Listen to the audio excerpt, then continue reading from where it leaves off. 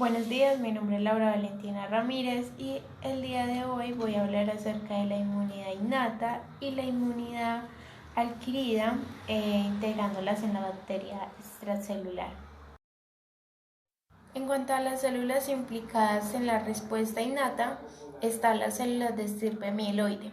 En ellas se encuentran los granulocitos, que son eosinófilo, neutrófilo y el basófilo. También los monocitos y los macrófagos.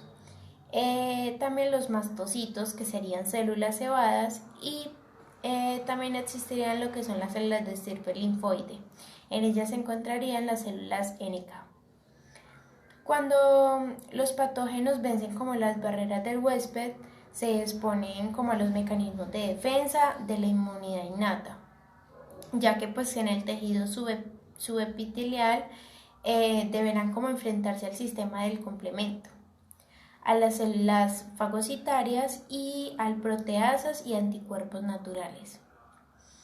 En cuanto a la activación del complemento, de la fagocitosis y de la inflamación, la respuesta inmune innata se inicia pues con el reconocimiento de estructuras moleculares muy conservadas y presentes en grandes grupos de microorganismos, los cuales pues serían como denominados patrones moleculares asociados en patógenos. Estos reconocimientos los realizan los receptores de reconocimiento de patrones, es decir, del huésped. Los RRP secretados, ellos son moléculas solubles que se unen pues a las paredes celulares de las bacterias y funcionan como opsóninas. Un ejemplo es la lectina de unión a la manosa. Esta lectina se une pues a la manosa de las paredes de los microorganismos y activa el complemento por la vía de las lectinas. Otros RRP secretados, al actuar como opsóninas, favorecen la fagocitosis del patógeno. Los RRP endocíticos se expresan en la membrana de los fagocitos y de las células dendríticas. Al reconocer los PAMP, estos receptores activan la ingestión y degradación del patógeno en los fagolisosomas de estas células. Tras lo que los péptidos derivados del procesamiento del patógeno por estas CPA profesionales se presentan pues en las moléculas de clase 1 y clase 2. Se puede observar en la representación cruzada de macrófagos y células dendríticas. Los RRP de señalización, pues que en este grupo están los receptores de la familia TORS, al reconocer a los PAMP, activan la producción de citocinas por las células de la respuesta innata. Algunas de estas citocinas son proinflamatorias. La producción de los factores C3A, C4A y C5A mediante pues, las respuestas inflamatorias al reclutar y activar diferentes tipos celulares, los neutrófilos, los monocitos, los macrófagos, NK, células dendríticas, eosinófilos, mastocitos, células endoteliales y las células musculares lisas. El desarrollo pues, de esta respuesta inflamatoria permite reclutar componentes humorales y celulares en el foco de la infección que tratarán de eliminarla. La opsonización de las bacterias por C3b potencia su fagocitosis por neutrófilos y macrófagos. Estas células expresan un conjunto de receptores para reconocer la opsonina inespecífica. La formación del complejo del ataque de la membrana lisa, las bacterias gram negativas. También la eliminación de los inmunocomplejos circulantes en el hígado y el vaso mediada por el factor C3b y su unión a sus receptores de la membrana del eritrocito. También los productos de degradación del C3b potencian la activación del linfocito B.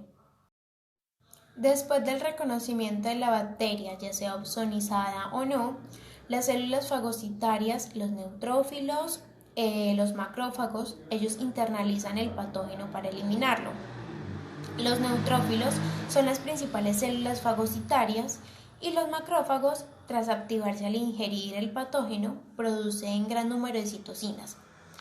Como consecuencia de su activación de macrófagos, producen diferentes familias de citocinas. Sería la primera, la citocina que induce la respuesta inflamatoria aguda, local o sistemática. La segunda sería citocinas que median el reclutamiento de leucocitos en el tejido inflamado. La tercera sería citocinas que inducen la proliferación o diferenciación de precursores leucocitarios en la médula ósea. La cuarta sería citocinas que orientan el tipo de la respuesta inmune adaptiva. La quinta serían citocinas que inhiben la activación de macrófago en el foco inflamatorio. Esto con el fin de regular estos eventos y evitar lesiones inflamatorias en el huésped.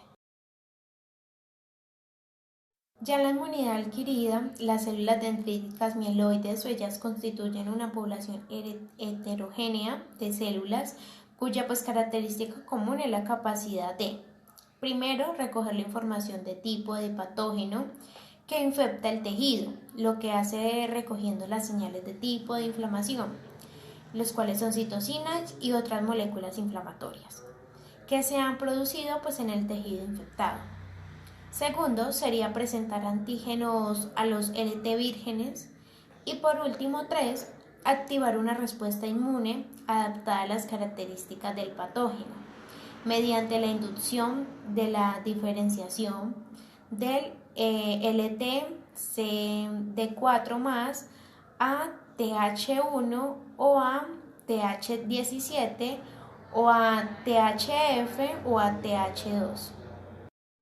Estos perfiles de CD madura difieren en el patrón de citocinas y quimiosinas que producen en el tejido linfático secundario y por tanto en la inducción de una respuesta inmune específica, mayoritariamente TH1, el cual sería productor de INF